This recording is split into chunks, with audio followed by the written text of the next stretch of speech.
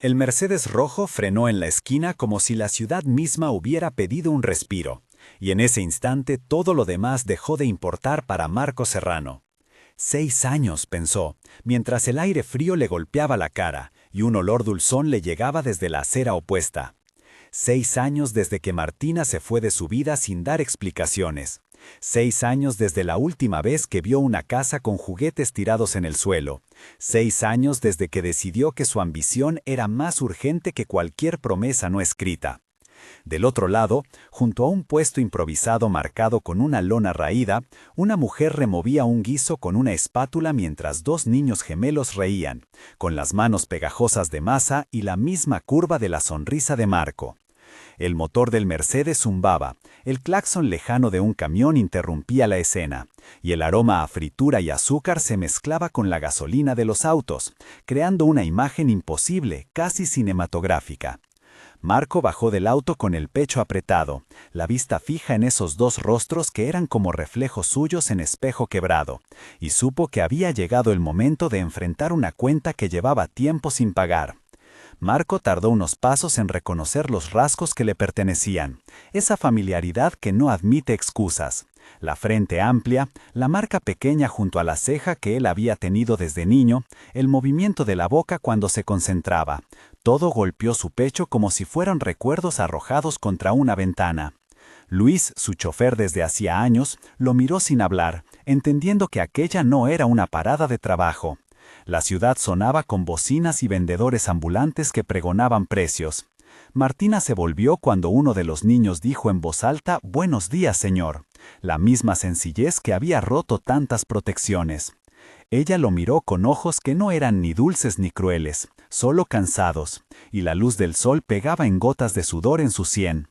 Marco titubeó en la primera línea de diálogo que había practicado 1000 veces en su cabeza, y dijo bajo, casi implorando: «Hola Martina, soy Marco». Ella abrió la boca, la espátula tembló en su mano, y por un segundo todo quedó suspendido entre el sonido de la ciudad y el latido de su propia culpa. La reacción fue inmediata y pública. Vecinos se acercaron, algunos por curiosidad, otros por la vieja costumbre de intervenir cuando un pleito ajeno parecía prometer espectáculo. Marco intentó acercarse, y uno de los gemelos lo miró y lo abrazó sin timidez, dejando pegada la masa en la manga de su camisa. Martina retrocedió, puso una mano en el hombro del niño como si barrera, y dijo con voz contenida: «No quiero su ayuda, Marco. Por favor, no la haga más difícil». Sus palabras eran un férreo intento de contener lo que dolía, una mezcla de orgullo y temor. Los gemelos, Mateo y Bruno, murmuraron entre ellos, jugando con una canica, ajenos a la gravedad adulta. Un silencio tenso se instaló entre el olor a fritura y el ruido del tráfico, y Marco sintió que todo su prestigio y todas las reuniones que justificaron su distancia se reducían a un pequeño puesto de snacks a la orilla de la calle. En la primera conversación extendida entre ellos surgieron verdades que no cabían en billetes. Marco trató de explicar que su trabajo lo había consumido, que había creído que asegurarles un patrimonio era la mejor forma de amor, que las decisiones que tomó eran por protegerlos. Martina le respondió con una lista de heridas, noches en soledad, promesas no cumplidas, facturas que no entraban en su cuenta. Entre las voces de la gente y el tintinear de la cacerola, habló Clara, la vecina que hacía la limpieza en la cantina de la esquina, diciendo que Martina siempre había sido trabajadora y orgullosa, que no aceptaría limosnas. Un hombre mayor, don Rodrigo, que conocía a Marco desde joven, se cruzó en la escena con la mirada grave y dijo que la comunidad no necesitaba caridad sino gestos sinceros. La primera línea de diálogo se expandió en al menos 8 intercambios donde las palabras fueron lacerantes y las pausas dijeron más que las explicaciones. El aroma de la fritura era ahora un telón sonoro que marcaba cada pausa. El aire olía a aceite caliente y a tierra húmeda por la reciente llovizna. La tela de la lona crujía cuando alguien la tocaba, y el sabor metálico del desastre de Marco supo a derrota. La primera urna de tensión terminó con una negativa clara de Martina, quien dijo: «No quiero volver a acostumbrarme a promesas que no cumplen», y eso quedó flotando en la avenida. Una pequeña mano apretó la de ella con fuerza, como si buscara anclarla.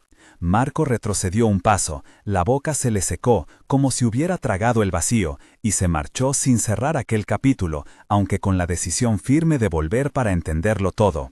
Caminó hasta el Mercedes, respiró el olor del cuero y la radio apagada, y supo que el primer movimiento había sido solo la primera ficha de una partida larga. En los días que siguieron, Marco activó a su círculo de apoyo y a su secretaria Clara para comenzar una investigación privada.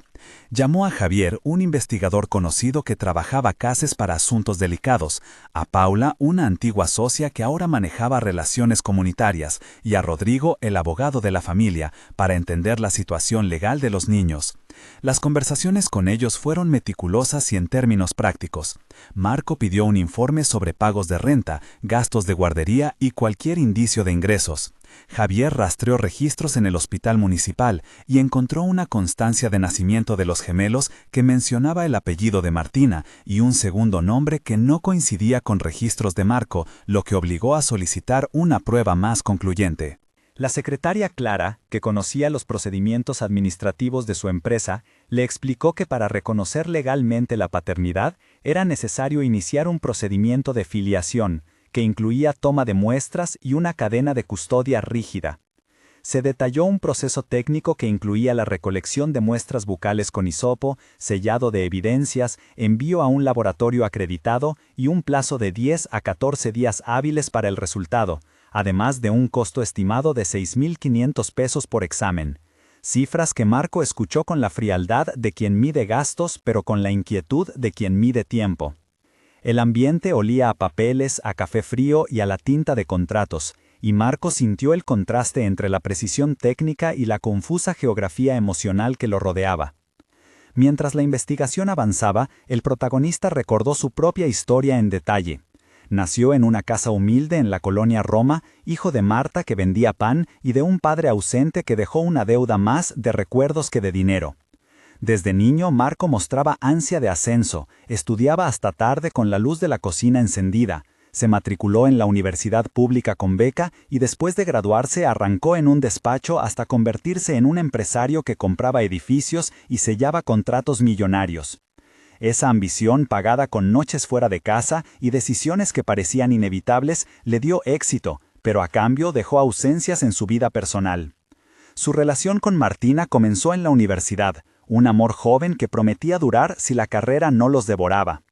Cuando apareció la oportunidad de una alianza de negocios importante, él priorizó la reunión. Ella tuvo que salir a trabajar para sostenerse. Comenzaron las discusiones por ausencias y finalmente Martina se fue con sus cosas y con los hijos a criar.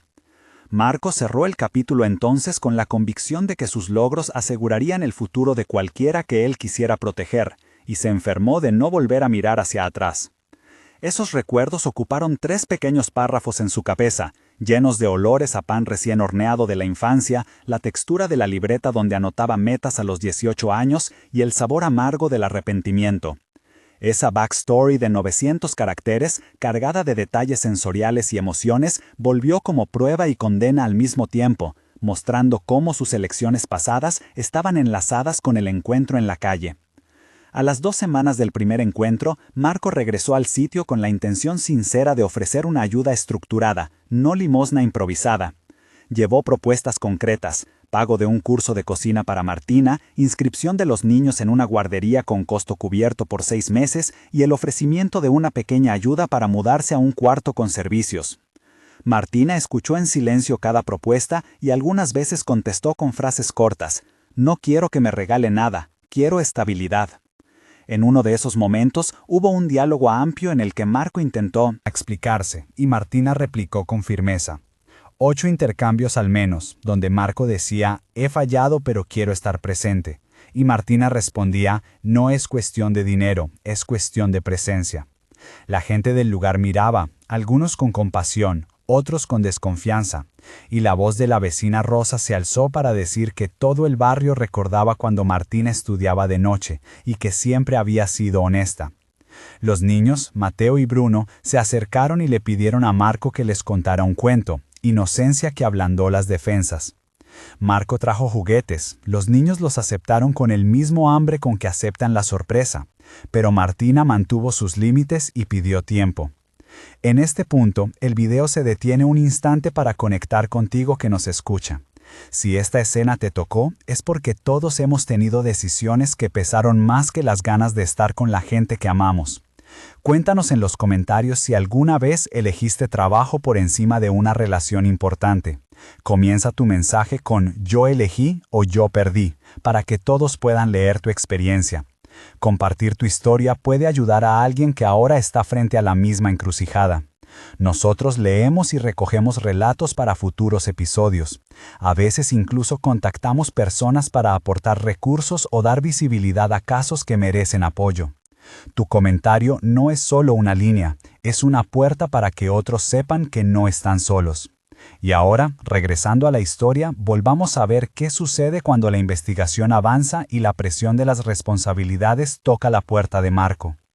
La crisis que pondría a prueba a Marco llegó por dos frentes. Primero, una denuncia pública que una ex empleada, Paula, filtró a la prensa local alegando mala praxis en la empresa de Marco y malos tratos a empleados, lo que provocó una caída de la reputación y la visita de un auditor. Segundo, un grupo de accionistas inquietos convocó una junta donde exigieron explicaciones ante la posibilidad de un litigio que podría costar millones. En la oficina, el gerente Andrés y la directora financiera Alejandra explicaron en números lo que estaba en juego: una posible multa de 4.2 millones de pesos y la pérdida de 2 contratos claves que significaban 15% de los ingresos anuales. El ruido en la sala de juntas era metálico, el tic-tac del reloj marcaba segundos que sabían a sentencia, y la luz fluorescente parecía poner en relieve cada línea de cansancio en la cara de Marco. Había también amenazas de chantaje, mensajes anónimos que pedían sumas para evitar escándalos, y la decisión que debía tomar fue doble: priorizar la defensa de su empresa o priorizar la reparación de su familia.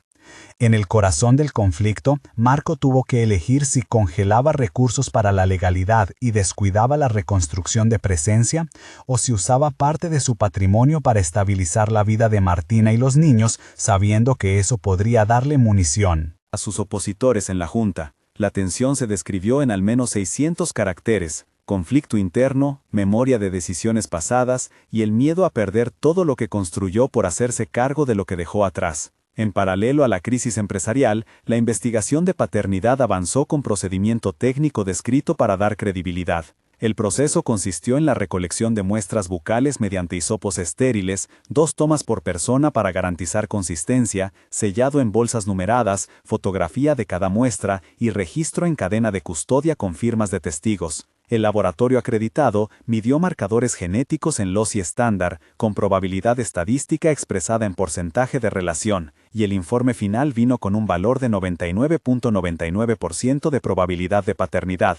El protocolo fue claro y accesible, y Marco leyó cada línea con el peso de una sentencia. Estas explicaciones técnicas ocuparon alrededor de 300 caracteres de detalle para que el público entienda la seriedad del procedimiento y los tiempos, 10 a 14 días hábiles, además de los costos aproximados que se asumió. El resultado fue un golpe: la confirmación de que Mateo y Bruno eran biológicamente sus hijos. La noticia del resultado cambió la dinámica familiar y comunitaria. Para muchos en el barrio, fue evidencia de que el pasado no perdona y de que las decisiones tienen consecuencias. Algunos amigos, como la señora Marta, la madre de Marco, se acercaron con mezcla de vergüenza y alivio, mientras que otros, como el director escolar Diego, ofrecieron apoyo con la inscripción de los niños. Marco empezó a visitar más seguido, no para imponer, sino para aprender a ser padre de tiempo completo. Las rutinas se establecieron con esfuerzo: despertar temprano para preparar desayunos que sabían a tortillas calientes y frijoles, la textura tibia del pan casero que Martina empezó a hornear cuando tuvo tiempo, el olor a jabón nuevo cuando lavaban uniformes y el sonido de las voces de los niños que llenaban la casa. Marco aprendió a cambiar pañales, a leer cuentos con la voz quebrada por la falta de práctica, a asistir a reuniones de padres en la escuela que antes hubiera delegado. Estos cambios incluyeron diálogos repetidos y cotidianos, con al menos 6 intercambios en escenas secundarias donde el foco era la construcción de confianza y no la grandilocuencia. El momento de clímax emocional se dio cuando, después de meses de terapia familiar y trámites legales, Marco propuso formalizar su compromiso con Martina de una manera que no fuera un simple contrato, sino un pacto de presencia. La escena se desarrolló en la sala que Martina consiguió con ayuda de una donación estructurada por Marco, ahora con paredes pintadas de un color cálido y con juguetes ordenados. Mateo y Bruno jugaban con figuras de animales en la alfombra. Marco habló con voz temblorosa y dijo: «Martina, sé que no puedo comprar el tiempo que perdí, pero quiero prometer que no me voy a ir otra vez». Martina lo miró y... Su respuesta fue una cadena de dudas y verdades. «No sé si creer que esto sea suficiente. Temo volver a estar sola». Hubo varios intercambios largos, 8 a 10, con confesiones de miedo, promesas de terapia, acuerdos de horarios para compartir responsabilidades y un pacto para que Marco redujera su jornada laboral al 50% durante 6 meses. Esa decisión fue simbólica y práctica, una promesa sellada con gestos cotidianos como preparar la cena una vez por semana y llevar a los niños a la escuela los martes. La escena fue intensa, con descripciones sensoriales que incluyeron el tacto de las manos al apretarse, el olor del café recién hecho, el sonido amortiguado del reloj y el sabor lejano de una reconciliación que requería más trabajo que palabras. La recuperación y la rutina consolidada se visualizaron con cambios concretos. Marco vendió un inmueble secundario y con los fondos pagó una fianza inicial para una casa de 2 habitaciones en una colonia popular pero segura. El proceso administrativo incluyó la firma de un contrato de arrendamiento por 24 meses con opción a compra, un pago inicial de 120,000 pesos y una renta mensual que ahora se cubría en parte con la reestructuración financiera de la empresa. La mudanza fue un desfile de cajas, olor a cartón nuevo y ropa doblada, risas nerviosas y la presencia de la abuela Marta que trajo una olla grande de sopa para celebrar. La escuela donde inscribieron a Mateo y Bruno ofreció una beca parcial y la directora, Isabel, prometió acompañamiento pedagógico. Las pequeñas victorias se sucedieron. Un primer dibujo colgado en la pared con la leyenda «Mi papá», una invitación a la madre de Martina a una junta escolar donde se reconoció la mejora del rendimiento de los niños, y la intervención de la comunidad que los apoyó para instalar un pequeño negocio de snacks que Martina administraba con orden y que ahora contaba con un rótulo hecho por el propio Marco. Los sonidos de la casa eran ahora diferentes, menos vacíos, con más pasos, con risas y con el roce claro de una rutina que se consolidaba. La comunidad jugó un papel decisivo en la rehabilitación moral de Marco. Vecinos como Rosa y don Rodrigo ayudaron a que la gente viera el cambio no como un espectáculo, sino como un proceso. Se organizó una pequeña colecta entre comerciantes para comprar una lavadora que facilitara las tareas domésticas. Se ofrecieron cupones de descuento para la guardería y la comunidad municipal inauguró un taller para padres donde Marco participó como voluntario contando su experiencia. Este gesto fue leído por algunos medios como genuino y por otros con escepticismo. Pero el efecto real se midió en los rostros de los niños, menos ansiedad y más confianza. El diálogo con la comunidad incluyó al menos 6 intercambios intensos en reuniones barriales, donde se discutió el proyecto de un pequeño fondo comunal para apoyar a familias en riesgo, una iniciativa que Martina ayudó a coordinar. El clímax culminante llegó en una noche sencilla cuando Marco decidió pedirle a Martina un tipo de compromiso que no fuera ostentoso, pero sí total. En la cocina, con la mesa puesta sin adornos, dijo Martina: «Quiero que sepas que mi compromiso no es solo legal, quiero que sea vida compartida. ¿Aceptarías que trabajemos juntos en esto?». Ella miró a los niños dormidos en la habitación contigua, respiró hondo y respondió después de varios intercambios donde la duda y el deseo se mezclaron: «Sí, pero necesito pruebas, necesito ver que las promesas se cumplen día a día». Fue una conversación con miedo admitido y promesas tangibles, con la presencia del abogado Rodrigo, que redactó un acuerdo de convivencia y responsabilidades parentales, que estableció permisos de visita, asignación de gastos y un calendario de asistencia. El documento fue técnico pero claro, con cláusulas de revisión trimestral y una cláusula de mediación en caso de conflicto, todo en términos accesibles, demostrando que la intención de Marco de cambiar era estructurada y no solo retórica. El epílogo nos encuentra a distintos plazos con evidencias concretas de transformación. Un mes después, la casa mostraba cambios visibles. Había cortinas nuevas, una estantería con los libros de los niños y Martina trabajaba medio tiempo en un taller de repostería con clientes regulares. La rutina matutina incluía el olor a café y pan, Los gemelos ya tenían registro de puntualidad en la escuela y la comunidad reconocía un esfuerzo que iba más allá de lo económico. Las relaciones con la empresa seguían tensas, pero Marco había manifestado públicamente su decisión de reducir su rol operativo, nombrando a Andrés como director general interino y comprometiendo a la Junta a un plan de transparencia que incluía auditorías trimestrales. La vida cotidiana comenzó a equilibrarse, pero las conversaciones para sanar siguieron, con terapia familiar y sesiones individuales. A los 3 meses, el cambio era más profundo. Martina había formalizado su pequeño negocio de snacks con un permiso municipal y un número de registro, y ahora contrataba a 2 vecinas para ayudar, generando empleo local. Marco había iniciado una política de responsabilidad social en su empresa que financiaba becas escolares y apoyos a microemprendedores del barrio. Mateo y Bruno mostraban avances en el lenguaje y la convivencia escolar, y la relación entre Marco y la madre de Martina era de cooperación cotidiana. La comunidad celebró con una pequeña verbena en la que se cortó un pastel y el alcalde hizo un reconocimiento al proyecto de inclusión social impulsado por la empresa. En lo emocional, las heridas no estaban cerradas, pero la voluntad de trabajo conjunto quedaba patente en acuerdos y rutinas que medían el grado de compromiso.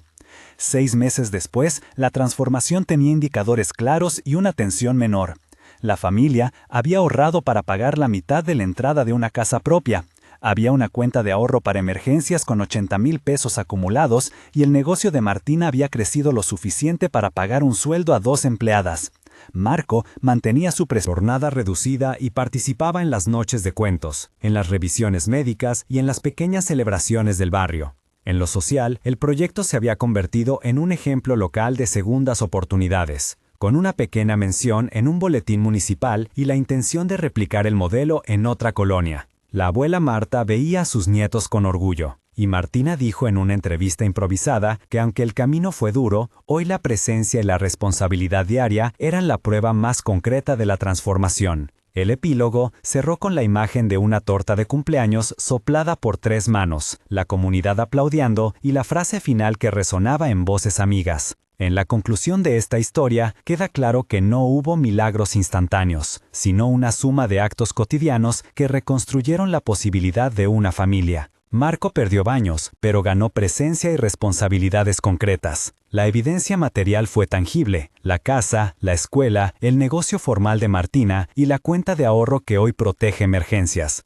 Pero la lección principal fue moral. El arrepentimiento se transformó en acción, la presencia en prioridad y la comunidad en sostén. Si esta historia te movió, deja un like y cuéntanos en los comentarios si alguna vez tuviste que elegir entre trabajo y familia. Comienza con "yo elegí" o "yo perdí" para que otros se sientan acompañados. Inscríbete en el canal para más relatos reales sobre segundas oportunidades y comparte este video con alguien que necesite escuchar que el perdón y la responsabilidad pueden transformar vidas. Al final, lo que queda no son los ceros en la cuenta, son las manos que aprendemos a sostener.